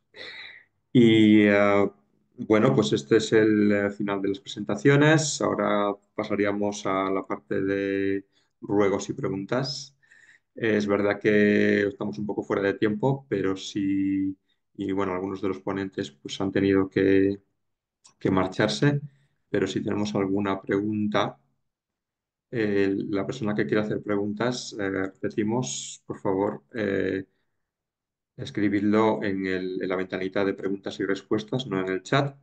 Y tenemos un par de preguntitas. Una de ellas está dirigida, me parece que a Estela, es pregunta de Antonio González, que dice que si se pueden utilizar técnicas de PCR cuantitativa para un genotipado rápido de los alelos específicos de HLA.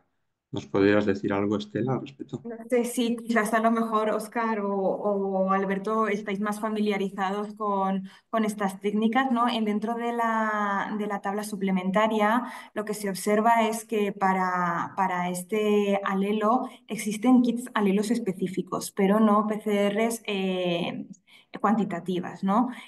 Sí que se podría hacer la PCR cuantitativa del que está en desequilibrio de ligamiento, ¿no? De este otro gen, y por eso la gran mayoría de laboratorios, ¿no? Como que prefieren o asumen el riesgo de poder analizar un genotipo que quizás con una qPCR es una técnica como mucho más rápida para obtener el resultado frente a estas otras técnicas, ¿no? De secuenciación, un kit específico para estos alelos. Pero quizás, Oscar, me puedes matizar un poco más en este sentido, ¿no? Que...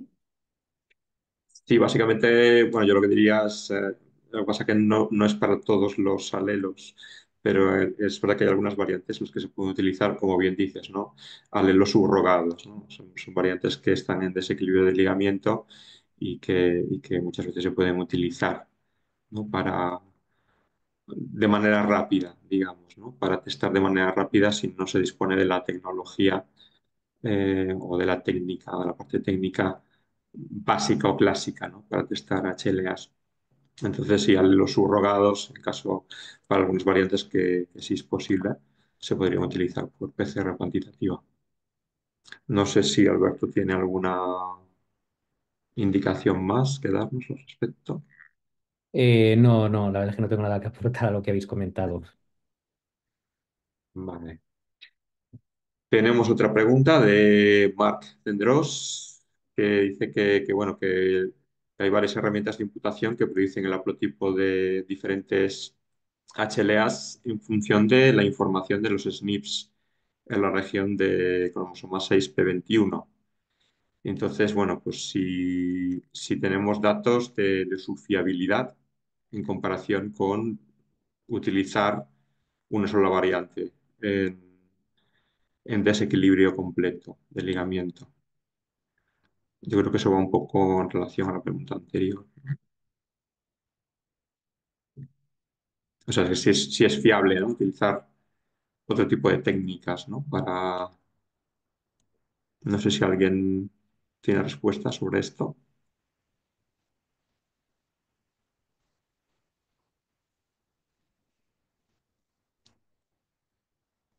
Nada.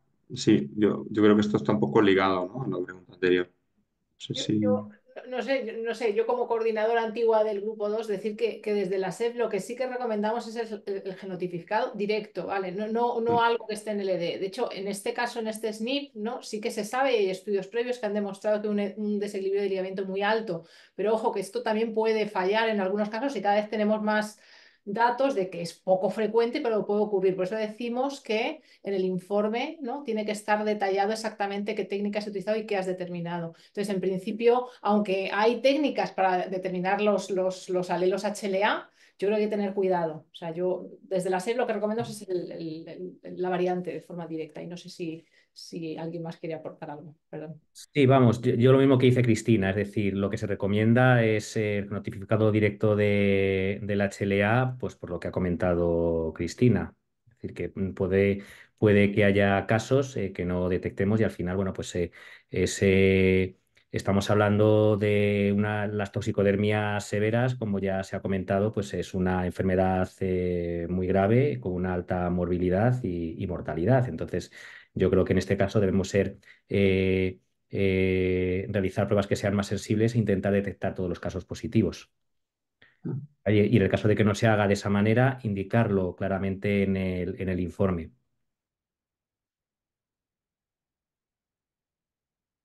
Sí, estoy de acuerdo. Estoy de acuerdo. Yo creo que la técnica directa es la más eficiente y bueno, la que en teoría funcionaría bien casi al 100%.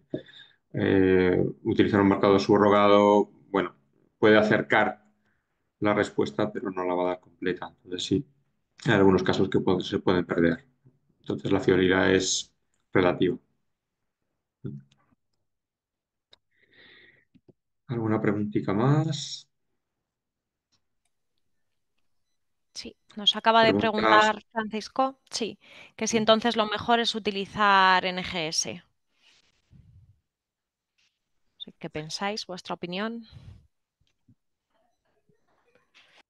Bueno, obviamente, bueno, si nosotros en Abrabiomed lo hacemos por NGS. Bueno, hacemos genoma completo para estudiar distintos casos de bueno, genes relacionados con predisposición a distintas enfermedades y hacemos también la farmacogenética de esos casos y todo el perfil farmacogenómico lo hacemos por NGS, aunque después validamos con otras técnicas. Entonces, es verdad que el NGS, claro, es la alternativa a hacer la secuenciación del gen completo, ¿no? Ya de hecho haces el genoma completo. Entonces, el NGS, claro que es lo ideal, aunque bueno, siempre viene bien validarlo, pero es lo ideal. Pero bueno, no todo el mundo puede disponer de esa técnica. Entonces, si no puedes disponer de esa técnica, la metodología que definió muy bien Estela está bastante bien, son kits, muchos de ellos ya comerciales y que se puede hacer de una manera relativamente fácil. Y si no, pues hacer la secuenciación del gen completo a una long range PCR. A lo mejor que en caso de no tener disponibilidad de NGS, pues podría ser algo interesante. Si no NGS, claro, teniendo esa disponibilidad, claro, fantástico sería. Para todo, en realidad, ¿no? Claro. Pero bueno, mejor hacer algo que no, que no poder hacer nada.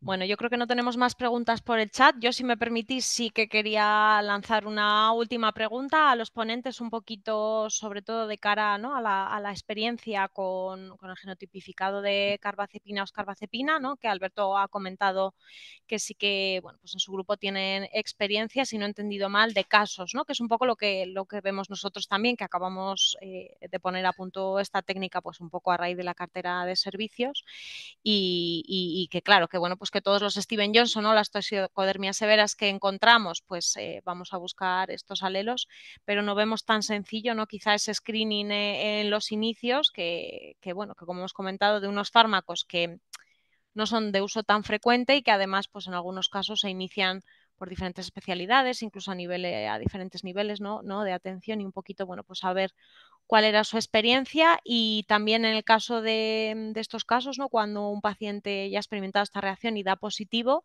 si tenéis experiencia con el genotipificado de familiares, porque hemos tenido también algunos pacientes, bueno, pues que nos han preguntado, ¿no?, si sus familiares y hasta qué familiares tendrían que hacerse la prueba.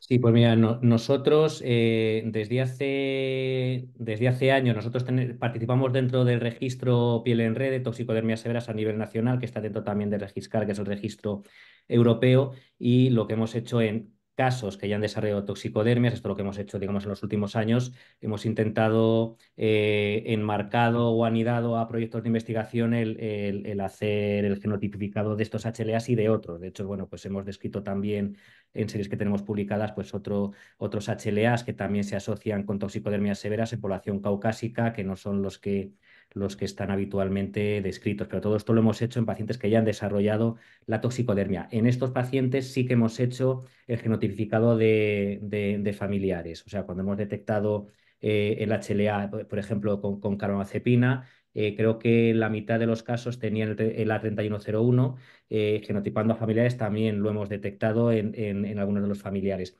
especialmente en población de etnia gitana, donde prácticamente la mitad, o sea, todos los casos que tenemos son en población caucásica y aproximadamente la mitad con carbamazepina es población con etnia gitana, donde sí que hemos genotipificado a los familiares. Desde que estamos implementando la cartera de servicios ya en la Comunidad de Madrid, ya no lo estamos haciendo con casos ya desarrollados, sino que estamos intentando implementarlo ya de una manera anticipada. Inicialmente lo estamos haciendo con población asiática, población africana y población de etnia gitana, porque al final inicios de tratamiento con carbamazepina y también con fenitoína, pues el número es bastante elevado, con lo cual de momento lo estamos restringiendo a las indicaciones que marca el Ministerio, añadiendo la población de etnia gitana. Y estamos valorando si es factible desde el punto de vista ya más logístico el poderlo realizar a todos los a toda la población caucásica. ¿Vale? Pero esto es algo que todavía estamos valorando, pero sí que lo estamos haciendo ya para el resto de población que marca la cartera del Ministerio. Fantástico, pues muchas gracias. Fantástico. Bueno, pues yo creo que podemos ir cerrando, ¿no? Pediros disculpas porque, bueno, hoy hemos terminado con un poquito de retraso, pero yo creo que no es nada exagerado y además creo que ha merecido la pena, ¿no? Por lo interesante de todas las ponencias y también de este pequeño debate. Así que pues nada, terminar este sexto webinar dándoos de nuevo las gracias a todos, en especial a todos los ponentes por su participación, por su disponibilidad y a todos vosotros por estar aquí conectados, ¿no? En este día donde posiblemente tendríais alguna fiesta u opción prenavideña alternativa. O sea que es también muy significativo del interés que estos webinars despiertan, que sigáis aquí con nosotros. Y bueno, pues nada más, desearos unas felices fiestas y una buena entrada de año y que desde la SEF pues esperamos que el 2025 venga cargado de nuevos proyectos y de nuevos webinars. Así que buena tarde a todos.